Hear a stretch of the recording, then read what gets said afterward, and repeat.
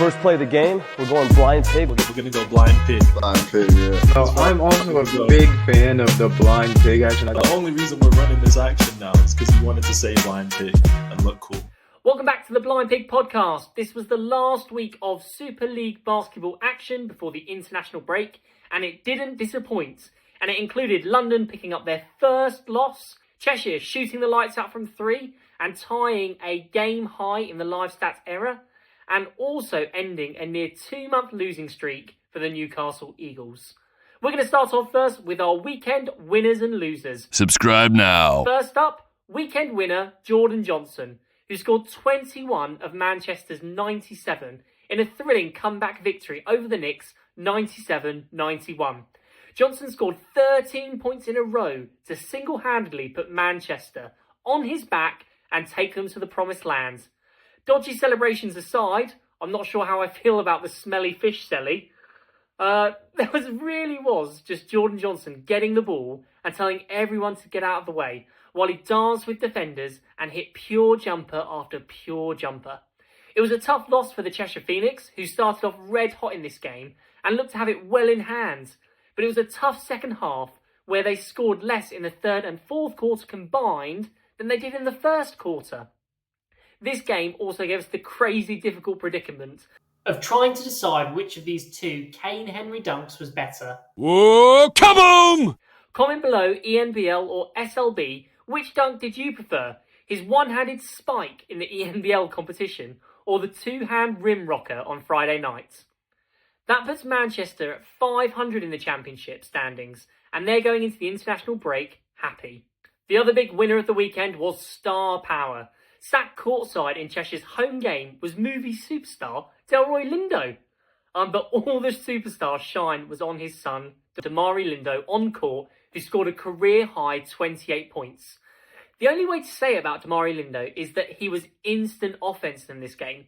He poured in a crazy amount of points on an unbelievable 9 of 11 shots, including going 6 of 7 from 3. He also played really intense defence, putting pressure on ball handlers, forcing steals. If Cheshire can get that kind of consistent play, then they've truly unlocked a defensive weapon that can change the feel of this team. And to be fair, the whole team was flowing from the get-go in their second game against Bristol, dropping 9 of 3-pointers in the first quarter alone. It didn't matter how many times the Bristol coach Kapoulis told Bristol to run back, they just couldn't quite catch up with Cheshire's pace. And the Knicks led this game in fast break points 32-14. They fairly quickly stamped out any hope for a Bristol game that could have been competitive. Coach Kapoulis was clearly trying to establish Darnell Brodie as a post presence and a threat, but it was largely, if not completely, unsuccessful for Brodie.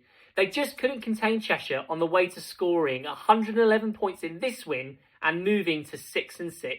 Moving now into the losers of the weekend, and first up and the biggest loser, safe bets. The undefeated London Lions were rolling into Bristol on a Friday night, and I don't think that anybody out there had an offensive drought, a seismic offensive drought, on their tarot cards for London. Ryan Mikesell went an ice-cold 2 for 11. Tariq Phillips was 0 for 6, and Jonathan Williams III really struggled, going 2 for 7. And even Cam McGusty, who loves the usage, he loves the shots, he only shot 1 for 3 in this game. Very uncharacteristic and really not taking control or dominating the offence like we know that he can so successfully. As a total, London only scored 54 points on the night, a season low, but it wasn't just in points. They got out-rebounded, had less assists, less blocks, and committed way more fouls than the Bristol side. On the other end for Bristol, Zach Anderson looked like he should be the Euro Cup player, dropping 22 points on the Lions. I don't know necessarily if Bristol has found the formula for defeating the London Lions, as much as they've just shown the rest of the league, hey, these guys are human, they're defeatable. I think what's going to be really interesting now is seeing how the Lions responds. Is this going to be like the dream team in the Olympics when they get beaten by a college team and that spurs them on? Chuck Daly used that to say anyone can beat you and they go on a dominating run from here? Or is it going to be the first chink in the armour that others take advantage of and we start to see more losses for London piling up?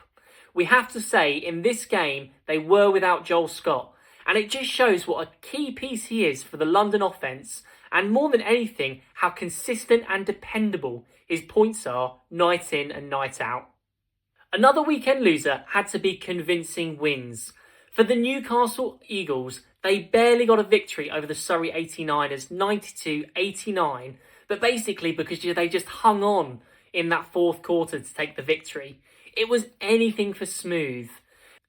In the final quarter, the 89ers outscored the Eagles 23-11, and it was only really Dion Hammond from Newcastle and his 6-for-9 shooting that kept them alive, and kept them alive with clutch buckets in the fourth quarter. In this game against Surrey, Malcolm Smith got another DMP, coach's decision, and coach Mark Stoutle chose to go with Darius Defoe and even Kande over Malcolm Smith. Rayshawn Taylor, he looked to distribute more than score in this game and had a near triple-double, but I actually like him way more when he's looking to cement himself as a scoring option early and become a closer for this Eagles team. The Newcastle Eagles also lost to the London Lions in what was always going to be a tough game after London had picked up their first loss, and with Joel Scott back in the starting lineup. But London exploited them and their lack of size defensively. There were 42 points in the paint for London compared to 22 for Newcastle, along with London absolutely smashing the rebounding battle, winning 43-25. The difficult bit for me is I genuinely think that Newcastle is living up to their potential right now, but this is probably just where their potential is. Honestly, I can't see as a team where they're going to get that extra little bit of mileage, where they're going to grow in as a team. They're probably maximising their assets that they have right now. And I really like Gus Okafor and Dion Hammond. I think coming into the team, they've been able to share the scoring load a lot more. But Maceo Jack is the only truly aggressive defender, and that's the end where they need to do more.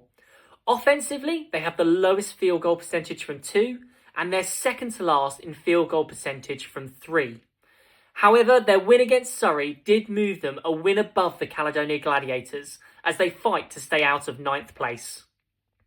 We also had 2 young Brits showing us what they've got. Cholovinskas for Surrey had his best game of the season with 16 points and 5 rebounds.